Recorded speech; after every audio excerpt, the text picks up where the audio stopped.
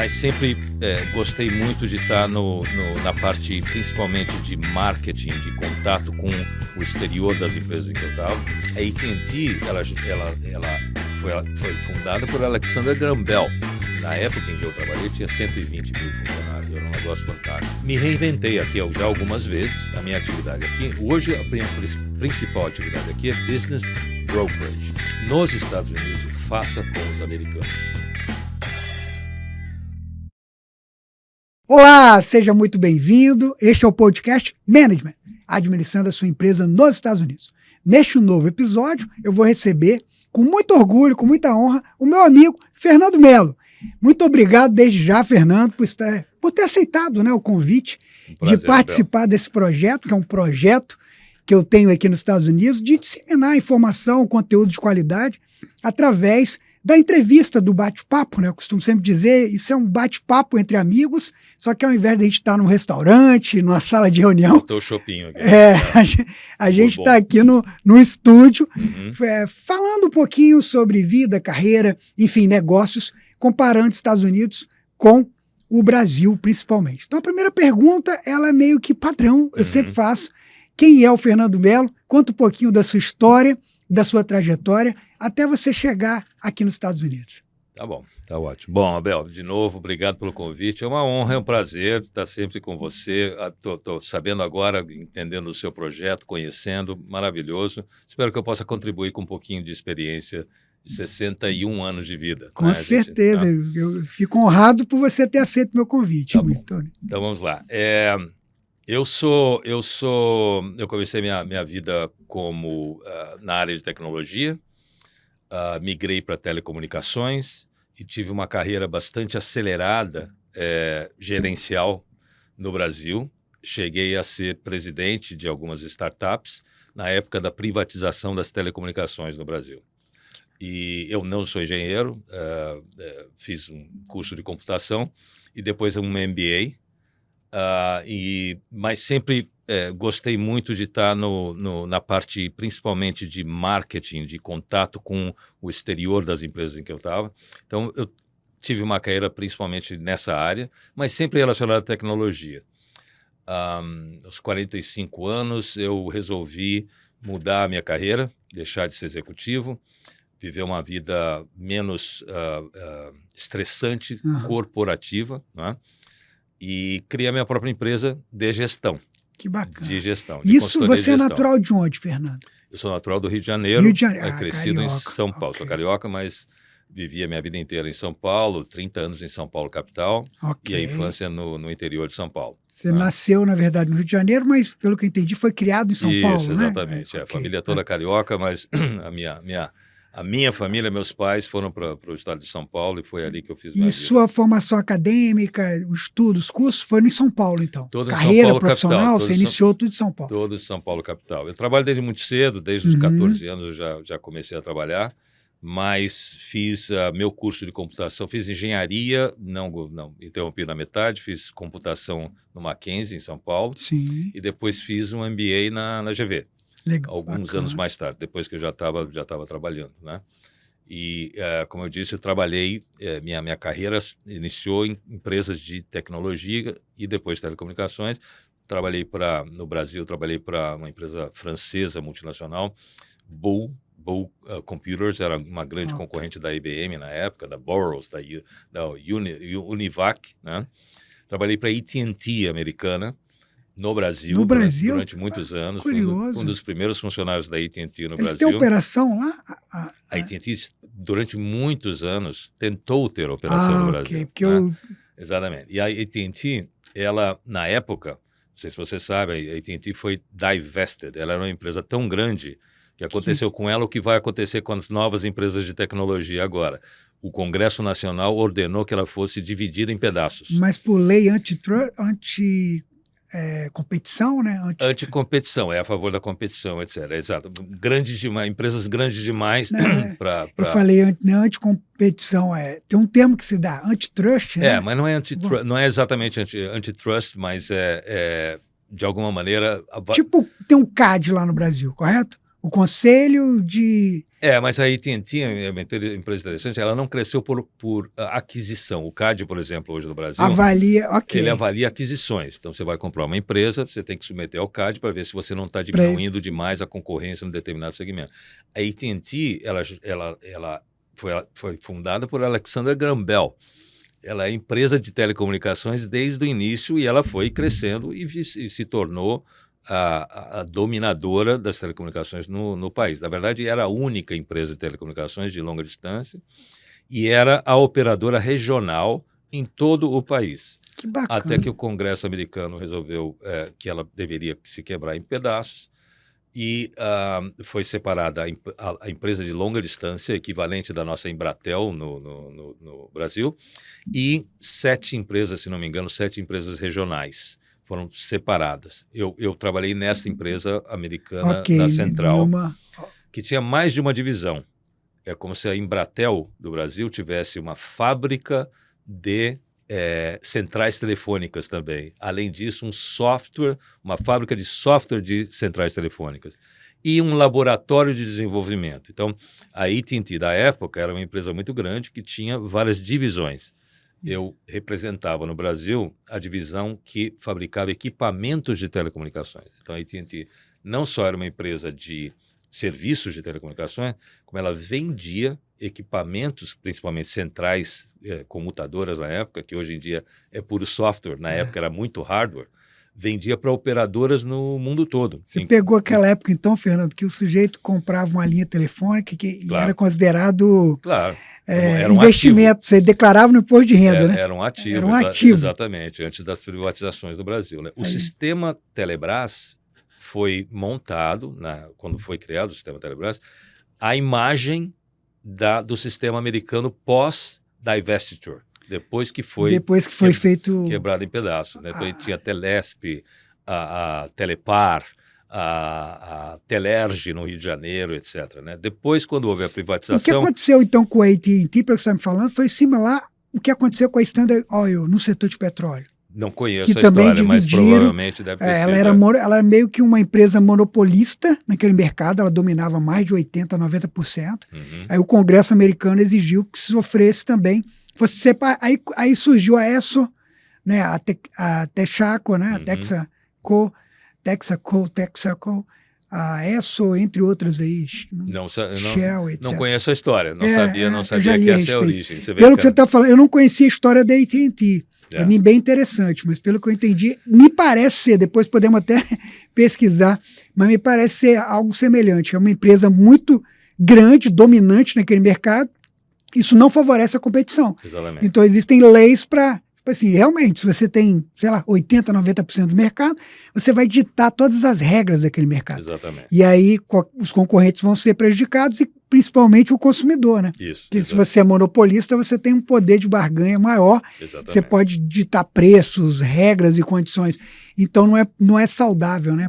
Isso mas mesmo. Que bacana. A AT&T, antes do divestiture, como se fala, ela era quase uma para-estatal. Né? Que é a empresa como os Correios, como essas empresas que são grandes demais, mas era uma empresa privada de capital aberto, não era de nenhum dono, né? Mas uma empresa que dominava. O Canadá também tinha um espelho disso, né? E também teve um processo parecido. Mas então, eu trabalhava para essa AT&T, a parte, vamos dizer, central desse grupo que se separou em pedaços. E essa parte central, mesmo separada, na época em que eu trabalhei, tinha 120 mil funcionários. Era um negócio fantástico. Cara, 120 mil funcionários. E a sede da empresa era em New Jersey, onde havia um negócio chamado AT&T Labs. Dos AT&T Labs saíram invenções que a gente usa hoje no dia a dia. O raio laser, por exemplo, foi criado nos AT&T nesses Labs. Laboratórios. Exatamente. Realmente. E, bom, então... a AT&T ela tentou várias vezes entrar no Brasil de várias formas. Através da venda de equipamentos, que era uma área em que eu trabalhava, através de consultoria para operadoras, através de serviços. Quando houve a privatização do sistema Telebrás, houve a entrada de diversas operadoras estrangeiras no Brasil, né, para comprar aquelas empresas regionais, Sim. que inclusive a Embratel. Todas elas foram Isso foi que privatizadas. época, Fernando? Você lembra? Anos 90. 90, ok. Anos E 90. até então você trabalhava ainda como executivo. Trabalhava como executivo na AT&T. Trabalhei nos Estados Unidos como expatriado Ok, nessa época, bacana. 3 anos aqui. Então você foi transferido como executivo, trabalhou aqui também. Exatamente. E depois você voltou. Conta um pouquinho essa questão da relação Fernando e Estados Unidos. Tá. Que é importante, né? Bom, começou nessa época. Para mim, os Estados Unidos sempre foram um desejo, né, de moradia, inclusive de criação de filhos, etc. E o Brasil sempre passando pelas suas, né, instabilidades e tal. Então, a época em que, a primeira vez que eu vim para cá, 1990, foi a época do Plano Cruzado. Foi a época Plano Collor, não? do Plano Collor. Collor, do confisco da poupança. Foi a época do Plano Collor, exatamente. E do confisco, né? Exatamente. Da poupança. Então, aquilo foi um tipo de gota d'água para mim, naquela época, né? E aí eu, por um processo interno e tal, eu manobrei e consegui vir para os Estados Unidos. Foi muito bom. 1990. Em 1990, exatamente.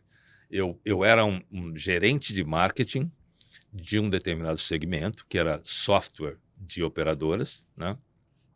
Então, os meus clientes eram a Tele-Isso, Tele-Aquilo, a Telesp, a Telepar, a Telemig, a Telerge, a Embratel, eram os meus prospectos, meus clientes, né? E eu vim para os Estados Unidos para fazer esse mesmo trabalho, só que para os outros países da América Latina. Então, os meus clientes passaram a ser as operadoras da Argentina, do Chile, da Costa Rica, do México, da Colômbia. Então, eu passei a visitar esses países, eu era o marketing manager, o cara que ia desenvolver negócios, contas, accounts, né, nesses países e tentar vender o software da AT&T, né, para essas operadoras, né. Então, esse foi um período de 3 anos que acabou com como eu dizia antes, o Brasil é cheio de altos e baixos, né. Um pouco depois do governo Collor, nessa época em que eu saí do Brasil, o Brasil deu uma guinada. Teve o Plano Real, né, em 94. Exatamente. Fernando Henrique Cardoso, o Plano Real e tal. Então, o Brasil mudou da água para o vinho naquela época. Não sei se você se lembra. Não sei se você lembra que o dólar na época, o real era... $1 era centes de real na época. Exatamente. Logo que foi feito o Plano Real, que era o RV, você lembra? Sim. Criaram um indexador, exatamente, conversão e depois... Exatamente. E aquilo gerou um boom econômico no Brasil naquela época, né? Então, eu me lembro muito bem que eu estava em New Jersey e me disseram o seguinte, meu chefe me disse o seguinte: Fernando, a gente tem várias operações internacionais, a gente tem 2 lugares possíveis para mandar você, ou para a China ou para o Brasil. Você escolheu o Brasil. Eu pensei em 2 segundos, né, e escolhi o Brasil, né? E não sei se tomei uma boa decisão na época, mas a verdade é que eu vim para dirigir, voltei para o Brasil, para abrir uma nova área da empresa no Brasil. Eu aí já tinha 30 e tantos anos de vida e bastante experiência, então eu vim abrir a área de consultoria para operadoras no Brasil. A AT&T na época tinha uma joint venture com uma empresa chamada CID Telecom, que talvez você não se lembre. Não me lembro. Daquela época. A AT&T, normalmente empresas estrangeiras trabalhavam através de parcerias com grandes grupos brasileiros, porque a coisa do lobby, a coisa do conhecimento dos caminhos para você trilhar, especialmente em grandes projetos, grandes investimentos, exigia praticamente que você fosse associado. Isso já, na verdade, era uma herança da época da reserva de mercado dos anos 70, 80, em que as fronteiras foram fechadas para que a indústria de tecnologia no Brasil se desenvolvesse, né? Então, a abertura desse processo, ela não se deu de uma hora para outra, ela se deu através da possibilidade de empresas estrangeiras entrarem no Brasil se associando com empresas brasileiras. Tinha que ter um parceiro local, né? Foi aí que a Globo era sócia da NEC japonesa, a Ericsson se associou com outro grupo, e a AT&T se associou com o grupo CID na época, né? Na verdade, CID Telecom, esqueço até o nome do grupo. Mas, olha, estamos falando de um passado muito, muito longínquo, outra vida, eu já não me lembro mais, realmente faz muito tempo. Bom, então, Tudo isso para responder a sua pergunta Mas- inicial, né? Falando, mas é ótimo, né? Para a gente, como diz o passado, a gente não consegue mudar, mas ele nos dá muito ensinamento para poder criar o verdade, futuro, né? é Então, por verdade. isso que a gente sempre faz essa primeira pergunta, um pouco da história. Mas você contou também que você teve sua carreira executiva, você veio para os Estados Unidos transferido, voltou para dirigir uma operação Isso. como executivo na área de telecomunicações, mas que aos 45 anos, correto? Ainda tem mais um trechinho, então deixa eu Então pegar um conta pra trechinho. gente, Então, antes de chegar. Tá bom, então vamos Vamos lá. devagar, né? Antes de voltando para o Brasil, eu fiz o que eu deveria fazer, abri essa divisão e fui muito bem cedido nesse trabalho, mas foi curto, foram só 2 anos, e eu fui convidado por um grupo para montar uma empresa de telecomunicações competidora da Embratel no Brasil, num determinado segmento técnico que aparecia naquela época, que hoje é super comum, que é Voice over IP. Okay. Não existia o tráfego naquela época de voz sobre redes de dados. Hoje, todas as redes de voz, na verdade, são redes de dados. A voz é convertida em pacotinhos digitais e ela é transmitida. Na época, essa tecnologia era extremamente recente. E isso que ano? Você lembra, Fernando? 95. 95, ok. E nos Estados Unidos, isso virou uma explosão, porque a economia de recursos em telecomunicações, quando você faz essa conversão de voz para dados, a voz ela é muito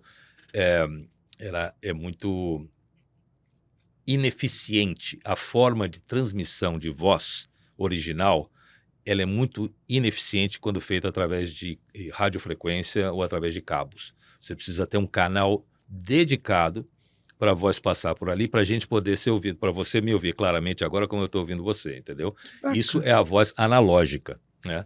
Quando você fala de digitalização disso, você transforma em dados, né? Então, eu falo, eu transformo em dados, trafego e depois eu transformo em voz de novo.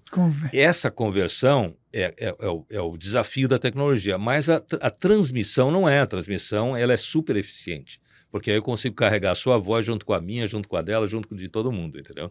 Então, isso foi uma revolução na área de telecomunicações, foi aí que o minuto telefônico caiu absurdamente. Hoje não vale nada. O minuto telefônico você não paga coisa nenhuma. Você paga uma mensalidade e você usa quanto você quiser. Na época, uma ligação para os Estados Unidos, um minuto era $6, $5, coisa dessa natureza, né? Foi essa revolução que criou essa oportunidade, né? E a tecnologia já estava bastante avançada nos Estados Unidos nessa época. A AT&T era uma das produtoras desses equipamentos para isso, e havia um grupo econômico, o grupo Excel Econômico. Sim, esse eu já conheço. O grupo baiano, não é isso? O Banco Econômico, ele faliu, ele quebrou, e foi comprado por um banco menor, um banco de atacado, como a gente fala, um banco de andar, e não de loja de rua, chamado Excel. Então, de uma família bastante abastada brasileira, chamada família Nasser, né? Que é, na verdade, um braço da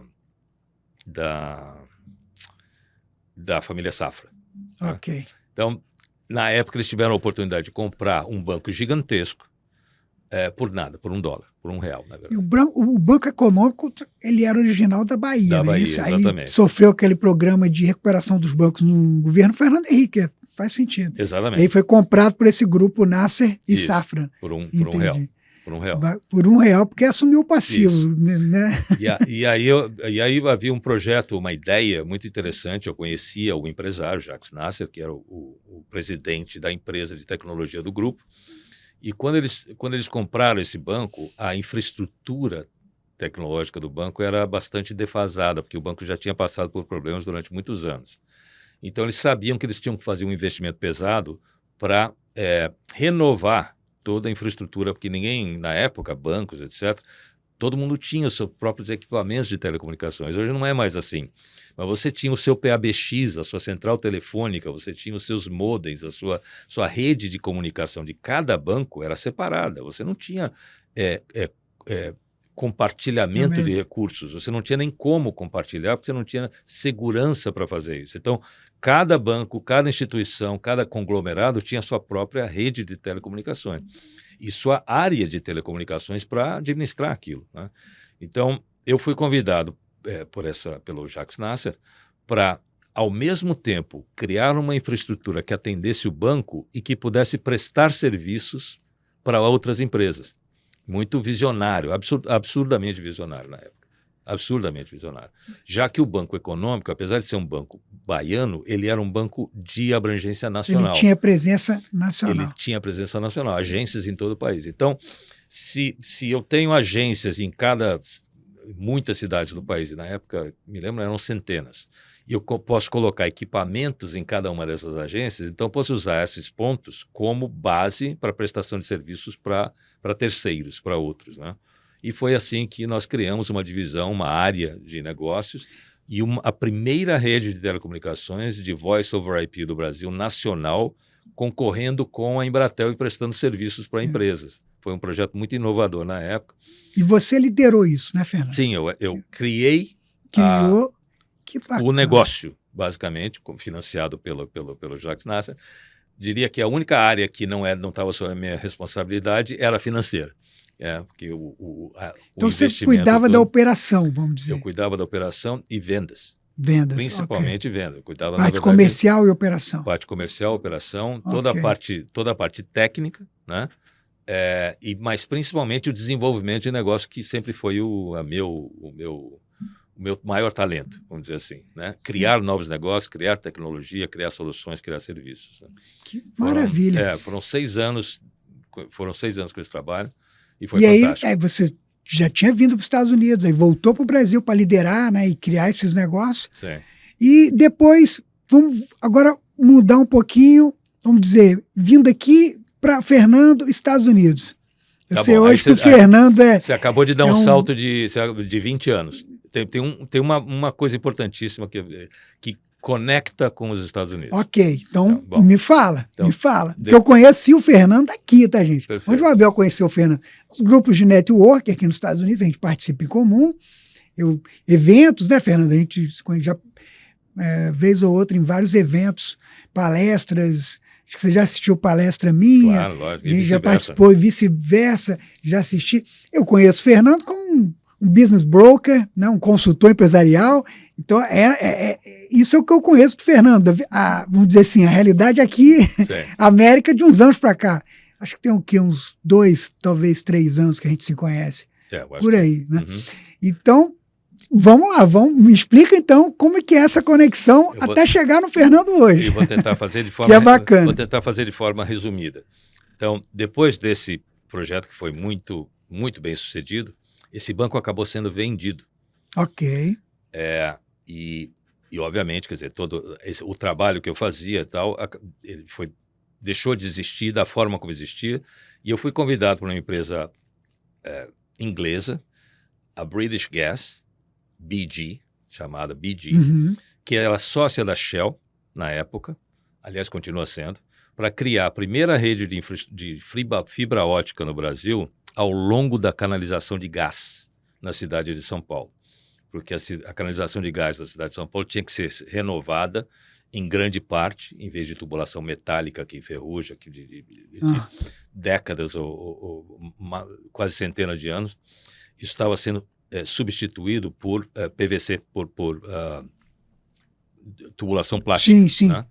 E existia uma tecnologia na Inglaterra para fazer a rede de fibra ótica correr dentro ou ao lado dessa tubulação de gás. Então, eu fui convidado para criar uma empresa para fazer isso, dirigi essa empresa foi de startup, de 0 funcionários até, no pico, 50 diretos e 500 indiretos. Uma empresa grande, bastante grande, um budget, um orçamento gigantesco.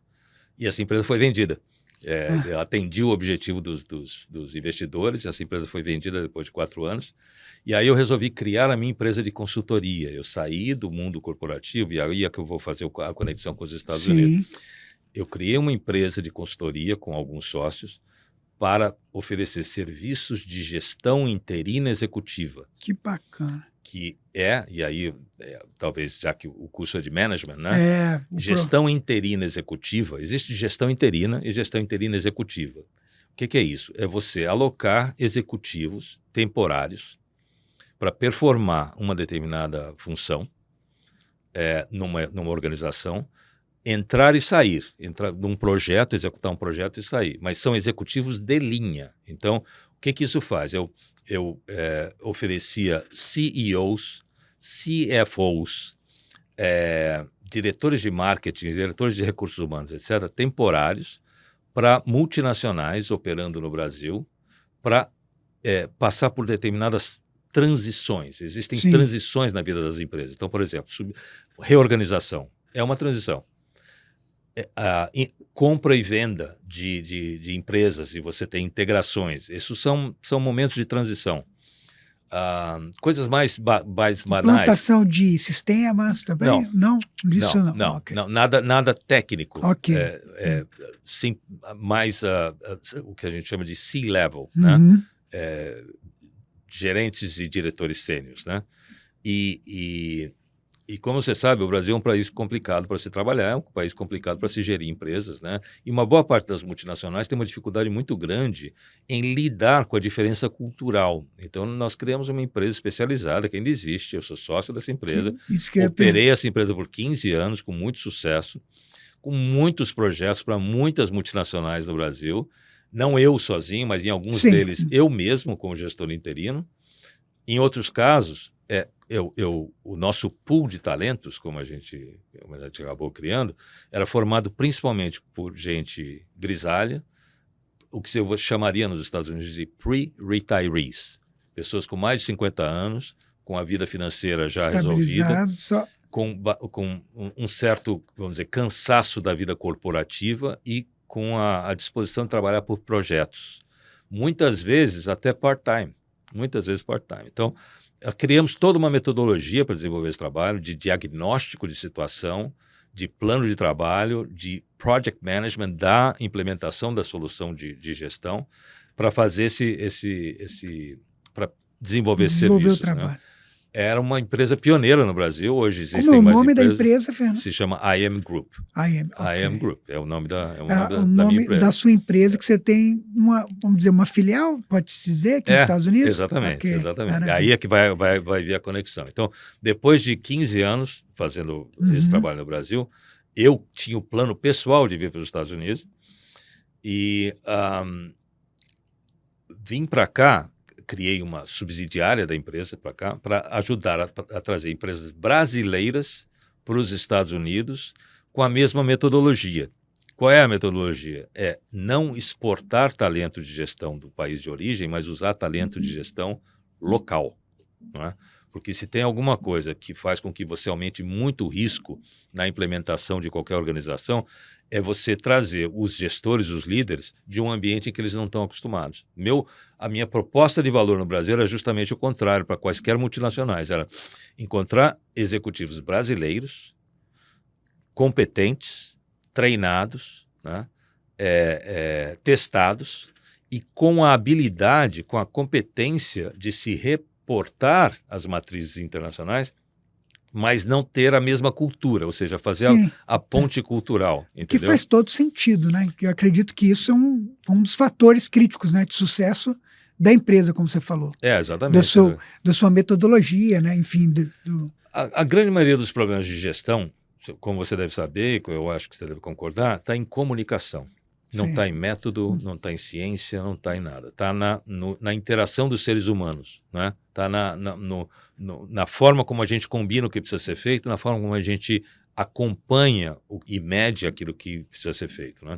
Então, a grande maioria dos problemas encontrados na vida internacional de corporações é a comunicação entre matriz e filial.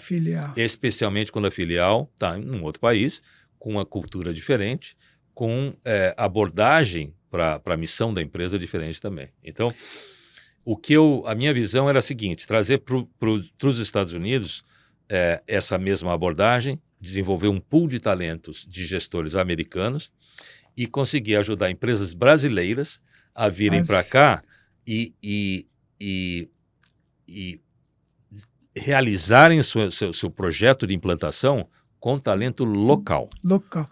Maravilha. É como se fosse fazer o que já deu, o modelo que deu certo, vamos dizer, no Brasil, né, que ainda vocês estão trabalhando, replicar na ponta inversa nos Estados Unidos. Isso mesmo. Seria trazer, né, seria algo nesse sentido. Não, exatamente. Agora, isso não é, a gente não está inventando a roda. A empresa, nós hoje no Brasil, a nossa subsidiária, a nossa empresa brasileira, é parte da maior rede global de empresas de consultoria de gestão interina. Existe uma rede global de empresas de gestão interina, e nós somos a empresa, a representante no Brasil. Fernando, e agora eu vou pegar um gancho já, você falando disso, e você muito experiente, né? Essa história, para mim está sendo assim, bacana, que eu conheço o Fernando de pouco tempo. Eu espero que seja interessante para os seus alunos. Com certeza, não tenho dúvida. Tanto é que eu vou fazer a pergunta pegando o gancho. Tá. Características que você lidou com recrutamento, com seleção, né?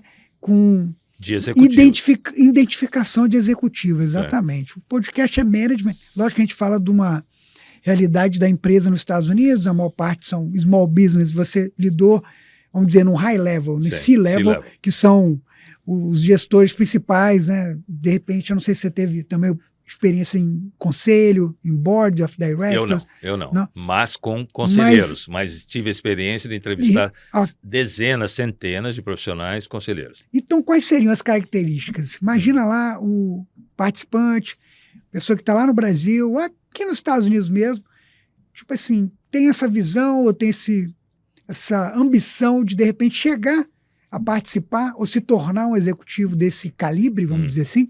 Quais seriam as características, no seu ponto de vista, atuando e recrutando, enfim, ajudando empresas nessa questão de indicar, poderia dizer assim, indicar ou não seria indicar, né? Seria alocar, né? Alocar um profissional. Quais seriam as características na sua opinião? O que você diria hoje? Para o jovem. Imagina um jovem que está começando a carreira dele lá no Brasil e tem um sonho, às vezes, de vir para os Estados Unidos fazer uma carreira executiva, enfim. Qual que seria a característica?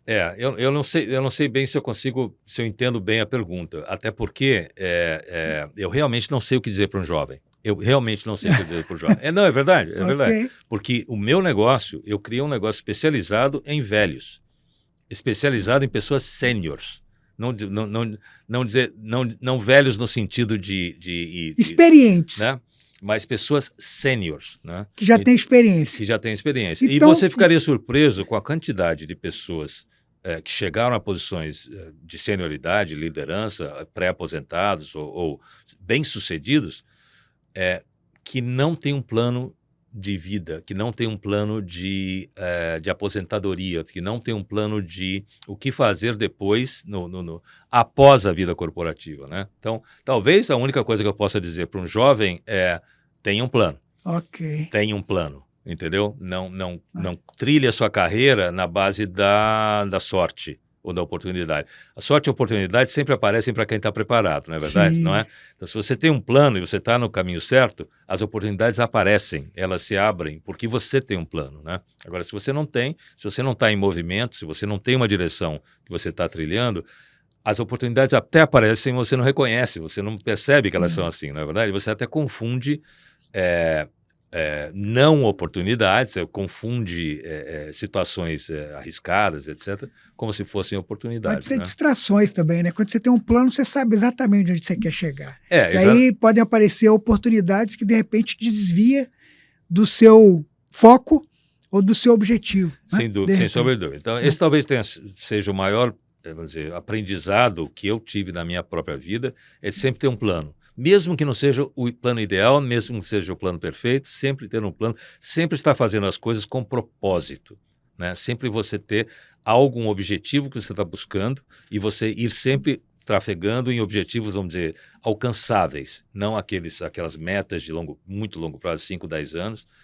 Essa talvez seja um conselho. Uma outra coisa que eu aprendi com o tempo, já que você me perguntou, e é um exercício que eu sempre fiz, é me projetar para o futuro, na posição em que eu quero, na situação em que eu quero, dali a 5 anos, por exemplo, e olhar para trás e ver o que eu teria feito para chegar ali. Bacana. Isso, e eu fiz isso durante muitos anos durante a minha carreira. Muitos anos. Me olhar mais adiante e falar, olha, tá vendo aquela pessoa ali? Eu quero ser algo parecido com aquilo. Bom, agora eu sou. Olho para trás, o que eu fiz para chegar lá? Porque isso dá uma sensação de já saber, de conhecer, você não está descobrindo, você já descobriu, agora falta executar, Sim. não é? Então, claro, vai ter surpresas, etc. Mas é um jeito de você experimentar o futuro, né? Então, eu fiz Visualizar, isso né? e para mim, pelo menos, deu muito Deu certo. certo. Para mim, deu muito certo. Que bacana. Quando a gente fala... você atua nos Estados Unidos e atua no Brasil. Você continua tendo sua empresa lá, né? Você falou? Sim, continua. E tem a sua empresa aqui. Eu faço muitas coisas ao mesmo tempo. Hoje eu faço muitas coisas. Eu não tenho, como você. Você é uma pessoa de múltiplas atividades, né? Então, mas hoje você tem a sua empresa, né? AM Group, right? Sim, o IM Group no Brasil, eu sou um sócio não atuante. Hoje eu não atuo mais. Você é um sócio. A empresa continua funcionando. Você continua sócio, mas não atua. Não atuante. Mas você tem o braço aqui nos Estados Unidos, Exatamente. do mesmo negócio que você traz, como você explicou. Agora, a visão que eu tinha de trazer empresas brasileiras e ajudar na implementação de empresas brasileiras, ela não funcionou. Não funcionou. Ok. E eu vou explicar por quê. Em poucas palavras. Empresas multinacionais de bilhões de dólares têm subsidiárias, por exemplo, no Brasil, de milhões de dólares. Empresas brasileiras de milhões de dólares, porque não tem tantas empresas de bilhões, tem a grande maioria só de milhões, tem empresas nos Estados Unidos de milhares de dólares. Não tem estrutura, Não tem estrutura, não tem porte, não tem escala, não tem tamanho. Nem orçamento. Não me paga. Entendi, não funciona. Entendi. Né? Então, e os projetos de internacionalização de boa parte dos empresários brasileiros são projetos pessoais, como foi o meu próprio. Não são projetos empresariais, em que o plano pessoal ele vai a reboque. Não, é o plano pessoal primeiro e depois eu vou fazer acontecer para que o meu plano pessoal ele viabilize. Se materialize, não é verdade? Materialize, e essa é uma premissa furada. Não é? Essa é uma premissa furada. Então, é muito incomum que um empresário brasileiro entenda como vital que ele contrate um gestor americano e não ele mesmo que venha para cá sem conhecer o mercado ou que envie alguém, um parente ou um que é funcionário. Comum isso, né? É 100% dos casos. Nossa. É 100% dos casos. Pergunta, você esteve aqui com o Graneiro, né? Pergunta para ele. É 100% dos casos, né? Então, eu cheguei à conclusão que esse processo, eu não poderia viver disso, porque isso não funcionava, né? E que tinha alguma coisa errada nessa premissa, né? Então, eu me reinventei aqui já algumas vezes, a minha atividade aqui. Hoje, a minha principal atividade aqui é business brokerage. Uhum. Eu me tornei um business broker. Explica para a nossa audiência o que é um business broker. Um business broker, em poucas palavras, é alguém que vende empresas. Maravilha. É alguém que vende empresas. Você não existe no Brasil, e em muito poucos lugares do mundo, existe alguém que você, por exemplo, como um dono de uma empresa, vamos dizer, de porte médio, uma fábrica, ou pode ser qualquer coisa, na verdade, pequenos a grandes para nossos padrões, né? Mas empresas, vamos dizer, de 10, 15 milhões de faturamento, você não consegue achar, olha, vou procurar na internet aqui alguém que venda para a minha empresa. Você tem ou mergers and acquisitions, que são pessoas que são grupos que lidam com grandes transações e que trabalham com retainers, eles são consultores, são pagos. Geralmente o investment bank faz isso. Um investment banker, etc. Yeah. Então, só de você só falar essa expressão em inglês, que ela não existe em português, você já está dizendo o seguinte, isso é coisa para gente grande. Para gente menor do que grande, e não precisa ser assim muito menor, estou dizendo empresas até de 10, 15 milhões, 20 milhões, quem você quer vender seu negócio? O que você faz? Como é que você faz? Aqui nos Estados Unidos existe uma profissão, existe uma atividade chamada business brokerage, que é muito parecida com a comercialização de real estate, né, de realtors, né, de brokers de propriedades, só que especializado em negócios. Não é? Então, os negócios são listados, né? Tal como o real estate. É listados. bem interessante aqui, né? É muito interessante. É diferente, que no Brasil não tem isso. Não, no Brasil, o cara tem uma pequena empresa, vamos dizer, ele tem lá um negócio bem estabelecido, etc., uma cadeia de lojas, um varejo, whatever. Ele quer vender. Ele tem que procurar alguém, sei lá, talvez alguma consultoria. Ele vai procurar uma consultoria. Isso. E qual é a diferença da consultoria? A grande diferença da consultoria. A consultoria vive de FIIs, de consultoria. Então, a consultoria normalmente não toma o risco do sucesso da venda. Qual é a grande diferença do business broker que só existe nos Estados Unidos nesse modelo? Nós não cobramos nada para fazer o valuation, para levar a empresa ao mercado, só no sucesso. Só no sucesso. Só no sucesso. Success fee. Exatamente. Okay. Que é muito parecido com o trabalho de realtors, né? Que também trabalham só no sucesso. A diferença é que são processos exclusivos, eles não são, tem que ser exclusivos, eles são todos confidenciais. Então, é diferente, você quando está vendendo a sua propriedade, você quer que o mundo inteiro saiba, você tira foto, você posta na internet, etc. Quando você está vendendo o seu negócio, você não quer que ninguém saiba, mas mesmo assim você quer vender.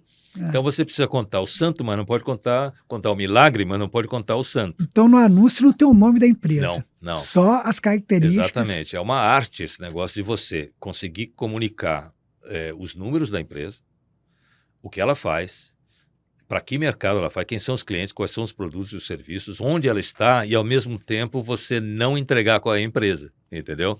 É uma arte, é um negócio complexo, né? Mas nem se falar localização, acho, talvez o condado, né? Não, aí dependendo da especialidade da empresa, se a empresa é muito dominante numa determinada área, a gente tem que zoom out e dizer no condado. Às vezes eu tenho que dizer, olha, empresa assim no sudeste dos Estados Unidos. Ok. Pelo tamanho e porte. Nem na Flórida. Nem na Flórida, senão a pessoa logo no Sudeste, já vai. Exatamente. E, Fernando, métrica de avaliação. Como é que funciona? Eu tenho meu negócio, quero vender. Sim. Como é que é feita a avaliação de uma empresa nos Estados Unidos? A gente sabe, né? Você sabe que eu também conheço vamos dizer, os métodos. Claro. Mas qual que é o principal método de avaliação de um pequeno negócio aqui nos Estados Unidos? O principal método é por múltiplo do lucro ajustado. Ok. Né? A metodologia de ajuste do lucro ela é muito particular desse mercado. Ela é muito particular. Você assume sempre que o negócio pequeno-médio ele tem um dono. Okay. Então, você apura o que a gente chama de owner benefit, que é aquilo, o caixa gerado, o benefício gerado para o dono e que ele é discricionário, que o dono... É o SDI, né? É o SDI, exatamente. É o que o seller... Seller Discretionary Earnings, né? Mas, de repente, não tem seller, porque não está vendendo. Então, ainda é DE, Discretionary Earnings, né? Então, a metodologia principal é a apuração dos Discretionary Earnings, né? E a aplicação de um múltiplo. Agora, de onde você tira esse múltiplo? Também em empresas maiores, você aplica um múltiplo sobre EBITDA, né? Você tira de comparáveis. Então, a gente tem várias bases de dados, né? Em que a gente vai buscar os comparáveis médios dos múltiplos do mesmo setor, da mesma geografia, da mesma... E varia muito de região para região, Fernando? Não varia. Okay. Varia por porte de empresa. Ok. Varia muito por porte de empresa. Quanto maior a empresa, maior o múltiplo, né? Varia por setor, né? Tem setores em que você tem são mais pesados em ativos, setores que são mais leves em ativos, você tem setores que são mais dependentes de know-how, outros menos dependentes de know-how, alguns têm mais vendas, faturamento recorrente ou menos recorrente. Então, esses múltiplos eles são sempre uma faixa. Então, existe um certo grau de subjetividade na aplicação dessa metodologia, claro, né? Mas também a situação de mercado. Quer dizer, se você pega, por exemplo, na pandemia, o valuation de uma empresa, o valuation seco de uma empresa, durante a pandemia, qual é o valor? Se você quer de verdade vender, será que você vai conseguir o valuation técnico? O valor sempre é paramétrico, né? É paramétrico, exatamente. A negociação vai depender das duas partes, de quem está vendendo, quem está principalmente comprando. Do perfil do comprador. Se o comprador é um comprador estratégico, tem mais sinergia, o valor é maior. Né? Se o comprador é mais financeiro, tem menos sinergia, o valor é menor. Não é? Então, mas essa é a principal metodologia e o mercado é soberano, essa que é a verdade. Quer dizer, quando você está falando de grandes empresas que são muito mais independentes de dono, nem tem dono, são executivos, A avaliação é muito mais técnica, fluxo de caixa descontado, projeção futura, você aplica outras metodologias. Mais interessantemente, você chega em faixas muito parecidas, entende? Então, muitas vezes a gente usa métodos diferentes para até comparar, né? Mas o mercado... Mas eles acabam convergindo, Fernando? Acabam convergindo, claro, sem sombra de dúvida, acabam convergindo. Porque, veja, uma coisa é o seguinte, uma coisa é o valor teórico de uma empresa, de um ativo. Outra coisa é o valor de mercado. Então, a gente chama isso de preço. O valor de mercado é preço, né? É aquilo que o mercado está disposto a pagar. Então, você pode ter uma empresa maravilhosa, que tem uma rentabilidade muito alta, mas que é uma empresa muito única e que tem poucos compradores, né? Por exemplo, existem várias situações. A avaliação é um ponto importante. Você acha que muito empresário brasileiro peca ao avaliar de forma talvez equivocada, ao comprar empresas aqui nos Estados Unidos? Qual que é a sua opinião em relação a isso? Porque eu já tive relatos, Fernando, por que eu estou perguntando? De pessoas, para você vir para os Estados Unidos, você tem que, em alguns casos, você tem que ter o visto, obviamente. Hoje está muito popularizada a questão do visto EB, que as pessoas já vão direto para o Green Card. Mas um tempo atrás, as pessoas aplicavam para o visto de investidor. E2. E aí tinha que... ainda aplicam muito. Ainda, né? Não, todo dia. Meus clientes me chamam todos os dias. Eu não trabalho com imigração, mas com essa popularização do EB, hoje eu vejo muita gente fazendo o EB de carreira, né? Mas tem muita gente ainda que... Maravilha. Aí a pessoa ela vai comprar um bem, uma empresa. E eu já tive relatos de pessoas até próximas a mim que falam assim, poxa, eu comprei uma lavanderia. Tava lá, só que eu tô tirando dinheiro do bolso. Claro. Tem que bancar a lavanderia, é a realidade, isso acontece aqui, tá, gente? Tem que bancar porque eu não posso nem sair fora, porque senão eu perco meu visto. Porque não comprou comigo. Qual foi o erro? Então, é isso aí que eu quero ouvir do Fernando. Que erro Bom, em primeiro lugar, essa pessoa cometeu? Foi de avaliação? Tipicamente, ou não teve assessoria, ou foi assessorado por alguém que não tem base. É muito comum que as pessoas pensem que podem comprar negócios, ou devem comprar negócios, através de realtors, de pessoas que intermediam compra e venda de propriedades, né? Que tem lá sua competência, tem lá sua experiência, etc., mas são mundos totalmente distintos. Sim, concordo. Tem muita gente que, inclusive, confunde commercial property, que é a propriedade comercial, com o business que está rodando dentro da propriedade comercial. Tem muita gente que não tem noção da diferença de uma coisa ou outra. Então, deixa eu voltar um pouco para o negócio do visto, que você falou que é muito interessante. Sim. Você viu muita gente fazer EB e continua fazendo muita gente fazendo EB, porque o EB1 e EB2 são vistos de habilidade. Eu fiz o meu, né, consegui meu green card através do EB1. Perfeito. Então, e por que você fez? Há quantos anos você fez? Meu processo é de 2018. 2018, recente. Tá no meio. Então, você é parte de uma leva de brasileiros com um preparo acadêmico, com uma vida profissional que permite a aplicação para o EB1 e EB2. E essa leva aconteceu muito a partir de 2014, 2015, eu até digo para você, foi o segundo governo Dilma. Sim, na reeleição da Dilma. Aquilo gerou uma leva, da mesma maneira que eu em 1990, no plano Collor, aquilo me deu, né, chegou, deu no limite, né? Então teve uma leva de profissionais de alta qualificação que se moveram para fora do Brasil. Tá? Então, isso aconteceu de verdade, né? E agora não mais, não tanto, por uma série de razões, não tanto e tal. Existe um outro tipo de profissional que não tem essas qualificações, que não pode aplicar para o visto EB1 e EB2, porque ele não se aprova. Por exemplo, é o comerciante, é o cara que é um empresário bem-sucedido, que não tem uma formação acadêmica necessariamente forte, mas que é bem-sucedido, inclusive fez dinheiro na vida e tal, e que quer trazer a família, ou quer se mudar, ou quer fazer alguma coisa assim, ou quer inclusive expandir os seus negócios para os Estados Unidos. Esse é o meu cliente. Esse é o meu cliente. Então, para essa pessoa, eu educo essa pessoa. Maravilha. Porque nenhum empresário desse porte no Brasil faz valuation. Não existe, não foi para a escola para aprender, não falou uma tá coisa no dia a dia. Bem importante aqui, que é importante reforçar.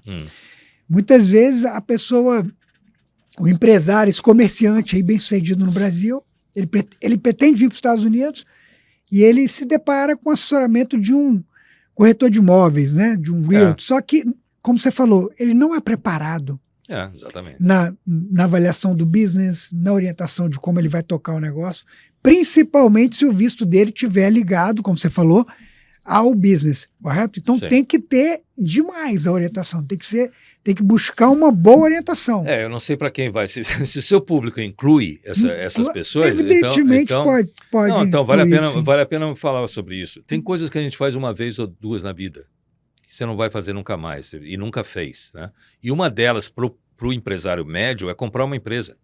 Na maior parte das vezes, a pessoa vende uma empresa na vida, quando é empresário, e compra uma empresa na vida, quem compra, né?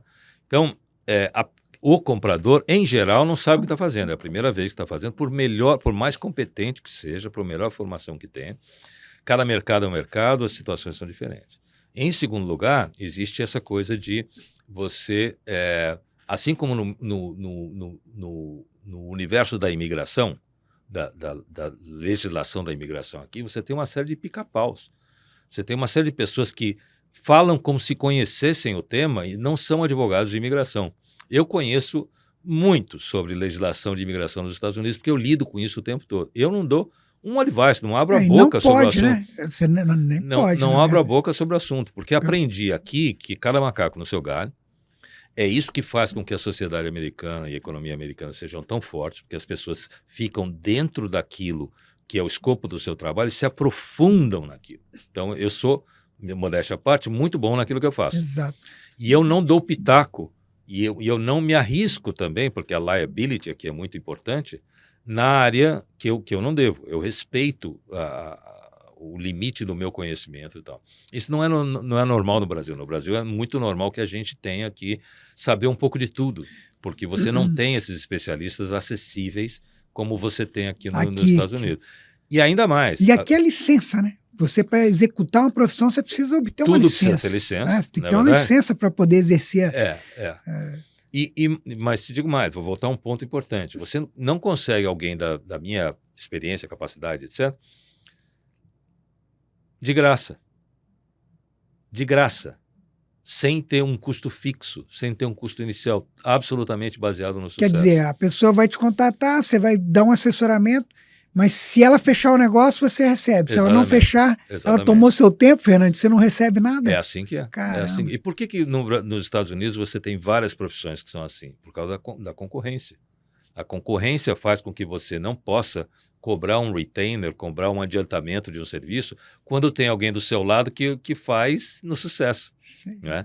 Então, isso é difícil para as pessoas entenderem quando vêm de fora, mas o fato é o seguinte, precisam ser bem assessoradas, especialmente quando estão fazendo alguma coisa que vão fazer uma vez na vida e nunca mais, precisam procurar pessoas que já fizeram várias vezes, procurar referências, sucesso, gente que já fez, que se deu bem. Da mesma maneira que você conhece alguém que está pagando lá a lavanderia para manter o visto, que infelizmente... acontece, né? Por isso que eu te fiz a pergunta. Essa pessoa que comprou essa lavanderia, com certeza ela formulou uma série de requisitos para o intermediário que não eram viáveis. Essa pessoa provavelmente falou, eu quero comprar com $100 mil um negócio que qualifique para o visto, em que eu tenha que trabalhar pouco e que me dê lucro para me manter nos Estados Unidos. Isso não existe. Isso simplesmente não existe. Então, gente como eu, e são poucos os brasileiros que fazem Fala logo a verdade. Fala logo a verdade. Porque eu também não tenho tempo para perder com algo exatamente. que não vai eu funcionar. Quero algo que eu vou trabalhar pouco.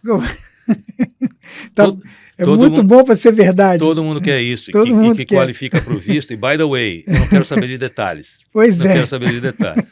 É a receita do Aí acaba fracasso, sendo né? uma compra de visto, vamos dizer. O termo é meio forte, mas não é. Não, você... Exatamente. É um termo um pouco forte para a gente usar, mas é como se a pessoa estivesse pagando para estar mantendo o visto. Então, né? no meu jargão, naquilo que eu digo...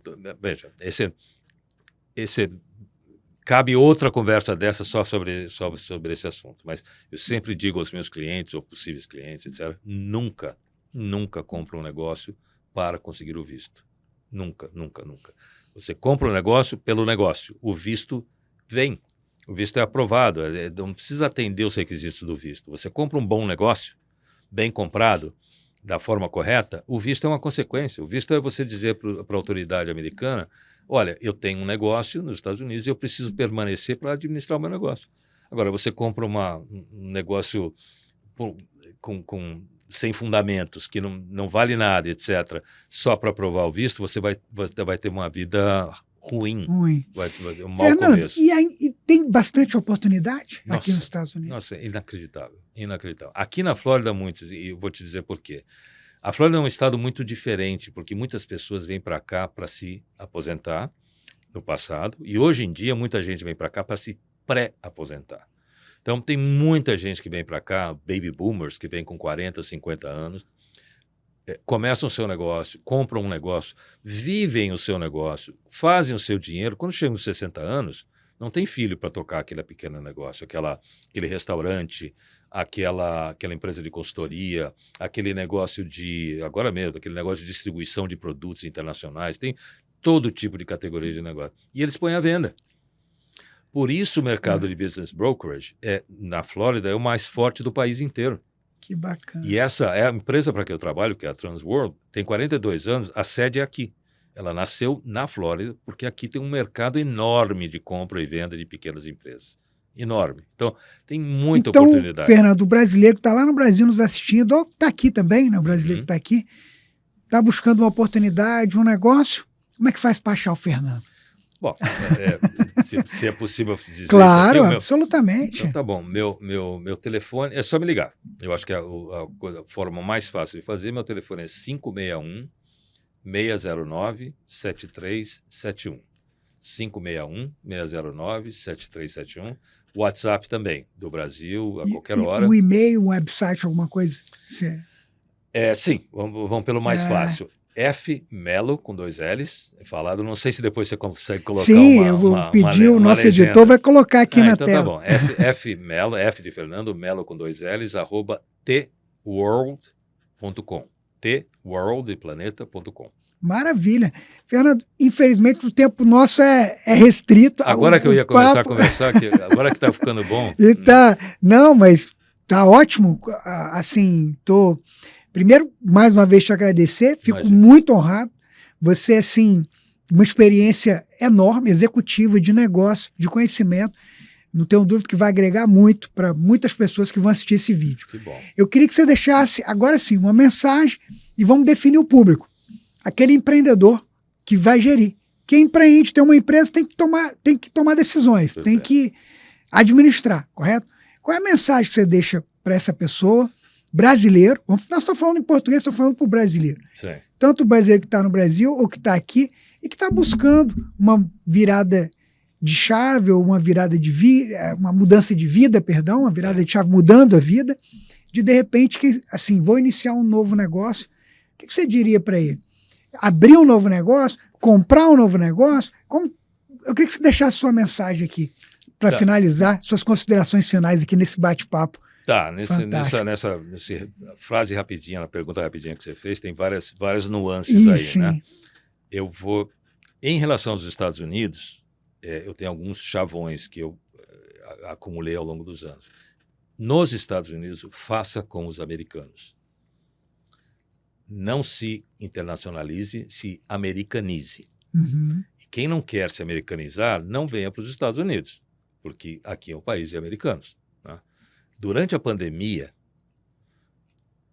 a quantidade de pessoas que me ligavam e continuam ligando, de Nova York, da Califórnia, do Colorado, do Texas, querendo vir para a Flórida e dizendo o seguinte: Fernando, eu tenho um negócio de manutenção de ar-condicionado aqui em Nova York e eu quero me mudar para a Flórida. Você me acha aí uma empresa que eu vou comprar e eu vou vender aqui. É assim que o americano faz. Se pode comprar, ele não constrói, porque qualquer pessoa sênior que já passou pela curva de aprendizado e criar um negócio, sabe que o desgaste, o tempo que leva, não vale a pena o investimento de tempo que se coloca nisso, entendeu? Então, se você tem experiência, não faça de novo. Não faça de novo. Compre, porque existe muita alternativa disponível para fazer. A outra coisa que eu diria que é muito importante para você, para mim, para todos nós, torne-se dispensável.